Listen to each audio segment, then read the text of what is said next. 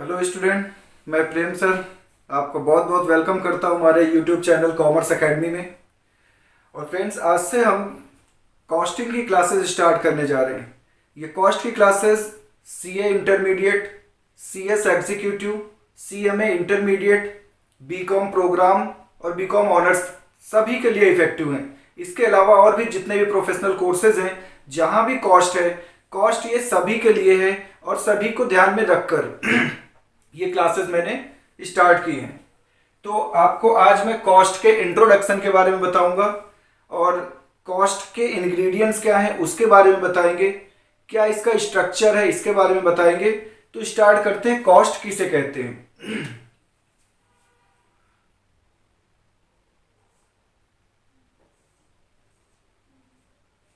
Cost cost का मतलब होता है लागत।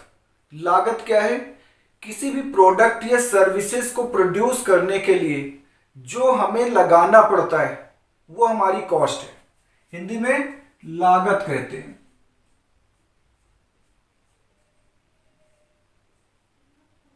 ठीक है, तो चाहे गुड्स हो या सर्विसेज हो, सभी की प्रोडक्शन में जो भी हमें अपनी तरफ से इनकर करना पड़े वो हमारी कॉस्ट है। वो कॉस्ट इम्प्लिसिट भी हो सकती है, एक्सप्लिसिट भी हो सकती है। मीन्स मॉनेटरी टर्म में भी हमें पे करना पड़ता है और कुछ चीजें बियर करनी पड़ती हैं। तो यहाँ पर जो मॉनेटरी टर्म्स में हम पे करते हैं, कॉस्ट में केवल उन्हीं चीजों को इंक्लूड करते हैं। तो किसी भी प्रोडक्ट का अगर प्रोडक्शन करना है तो उसमें इसेंशियल इंग्रेडिएंट नॉर्मली 3 माने जाते हैं। वो 3 इसेंशियल एलिमेंट क्या क्या हैं?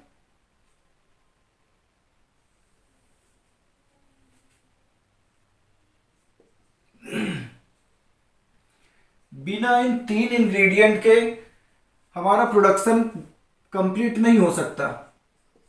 तो वो 3 इंग्रेडिएंट क्या हैं?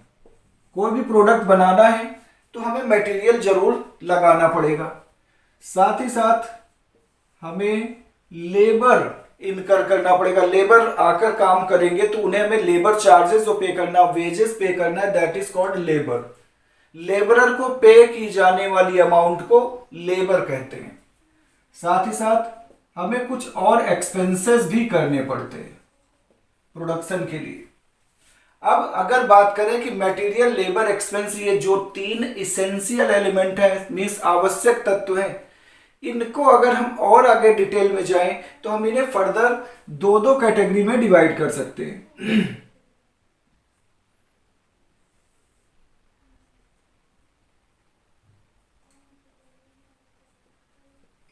एक तो डायरेक्ट मटेरियल,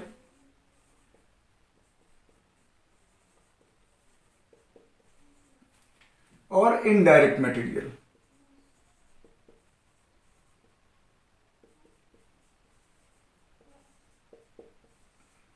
सिमिलरली लेबर को भी फर्दर 2 कैटेगरी में डिवाइड कर सकते हैं,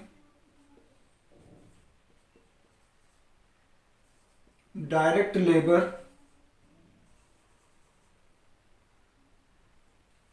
और indirect labour.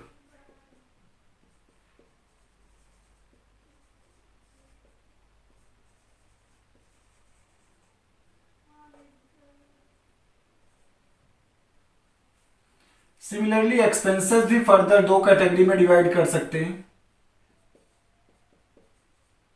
Direct expenses and indirect expenses.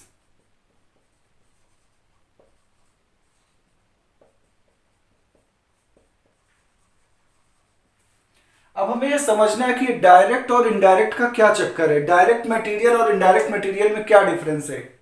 तो डायरेक्ट मटेरियल कहते किसे हैं? Those material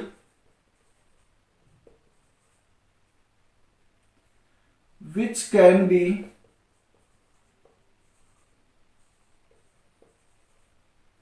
identified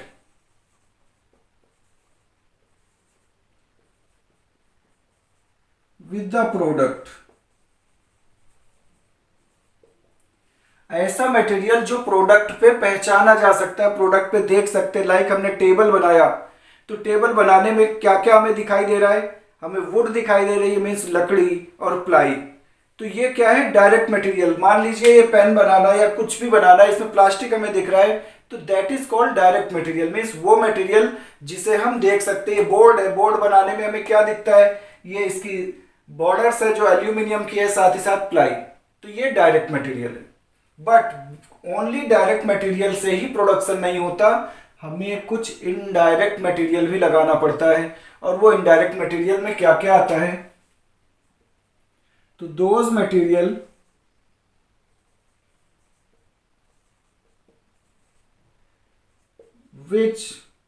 which is necessary for production but cannot be identified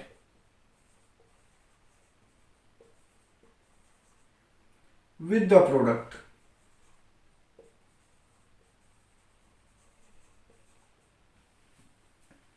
वो मटेरियल जो प्रोडक्शन के लिए जरूरी है, जो प्रोडक्शन प्रोसेस में इनकर किया जाना है, बट हमें डायरेक्ट उस प्रोडक्ट को देखकर हम वो मटेरियल नहीं देख पा रहे, नहीं जज कर पा रहे। लाइक टेबल बनाने में या इस बोर्ड को बनाने में फेविकॉल का यूज हुआ, कीलों का यूज हुआ।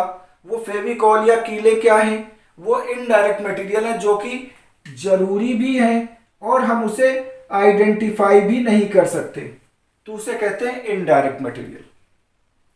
सिमिलरली लेबर और इनडायरेक्ट लेबर। डायरेक्ट लेबर कौन है, those who are directly engaged in the process of production। वो लेबर जो डायरेक्टली इंगेज्ड है in the process of production, means जो लेबर डायरेक्टली काम कर रही प्रोडक्शन का, जो प्रोडक्ट बना रही है, उसे हम कहते हैं डायरेक्ट लेबर। ठीक है। और इनडायरेक्ट लेबर, अभी एग्जांपल देकर आपको क्लियर करता हूं। Indirect labour, those who are assisting the direct labor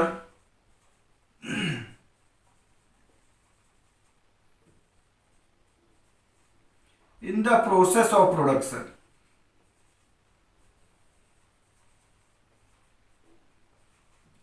वो लेबर जो डायरेक्ट लेबर को प्रोडक्शन प्रोसेस में असिस्ट करती है, सहायता करती है, उसे इनडायरेक्ट लेबर कहते हैं। जैसे अगर कोई मकान बनता है तो मकान बनाने में हमें दो तरह के लेबर की जरूरत होती है। एक होती है मिस्त्री, एक मिस्त्री है जो मिस्त्री का काम है मकान को कंस्ट्रक्ट करना, दीवारें बनाना, बट उसे असिस्ट करने के लिए अदर लेबर की जरूरत है जो ईंट लाकर देगी, जो सीमेंट और बदरपुर मिलाकर मसाला तैयार करेगी। मतलब इनका काम क्या है, ये डायरेक्ट लेबर को असिस्ट करते हैं। इनडायरेक्ट लेबर कोई प्रोडक्शन नहीं करता, बल्कि डायरेक्ट लेबर को हेल्प करता है प्रोडक्शन में, उसे हम इनडायरेक्ट लेबर कहते हैं। और दोनों ही लेबर की जरूरत हमें बिजनेस में प्रोडक्शन प्रोसेस के दौरान होती है। एक्सपेंसेस में डायरेक्ट एक्सपेंसेस किसे कहते हैं, those expenses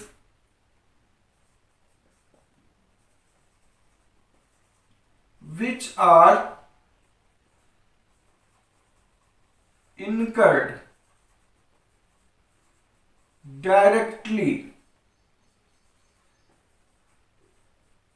in the process of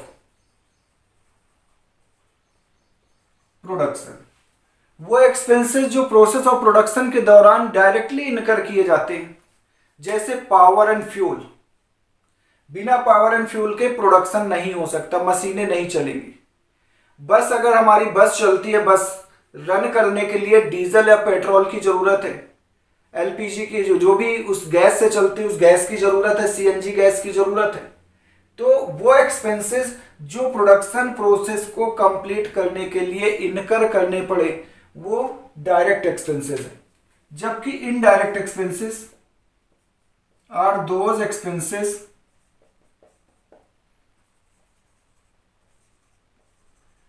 which are incurred to support the production process.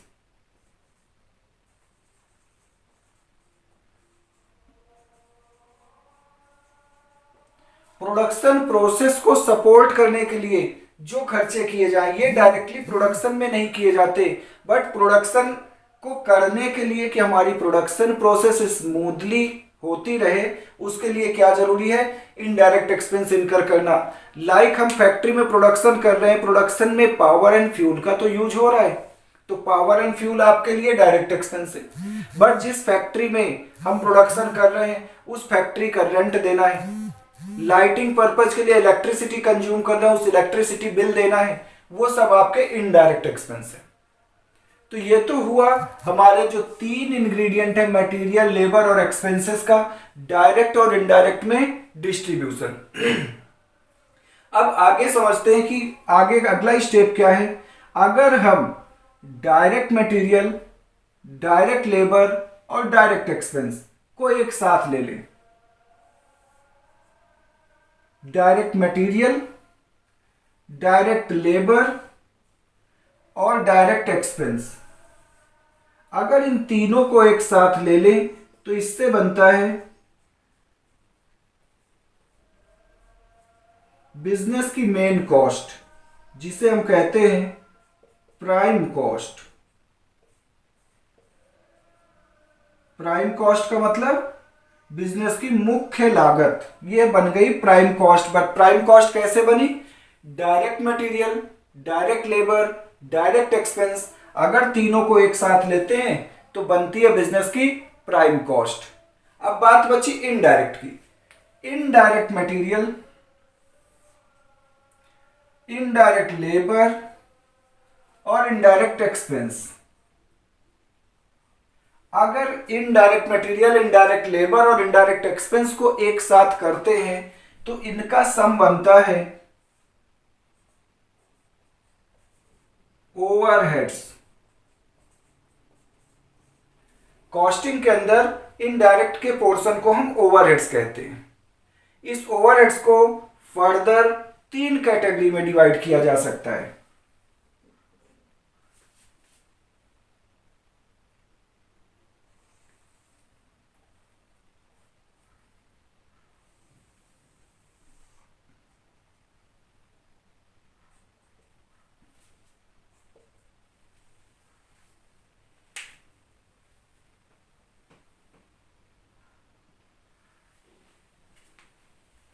तो ओवरहेड्स को फर्दर तीन कैटेगरी में डिवाइड कर सकते हैं। ओवरहेड्स का जो फर्स्ट पार्ट है उसे कहते हैं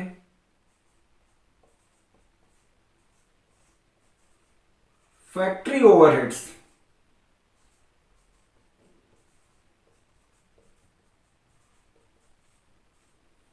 दूसरा पार्ट है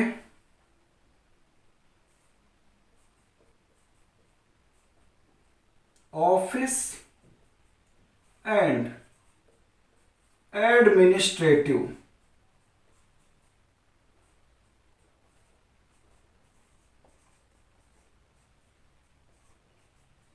overheads.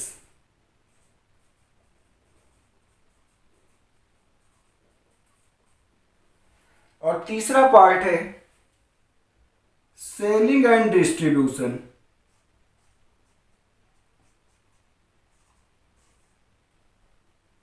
Selling and distribution overheads.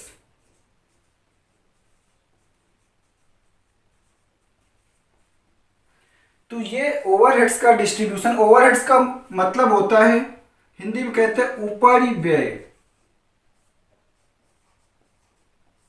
ऊपरी व्यय का मतलब ऊपरी खर्चे।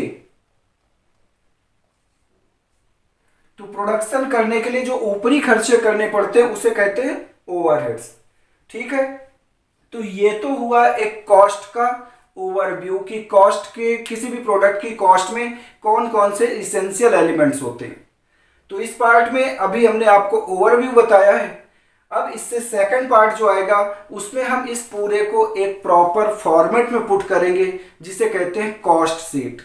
तो अब तक अगर आपने हमारे चैनल को सब्सक्राइब नहीं किया तो सब्सक्राइब करें।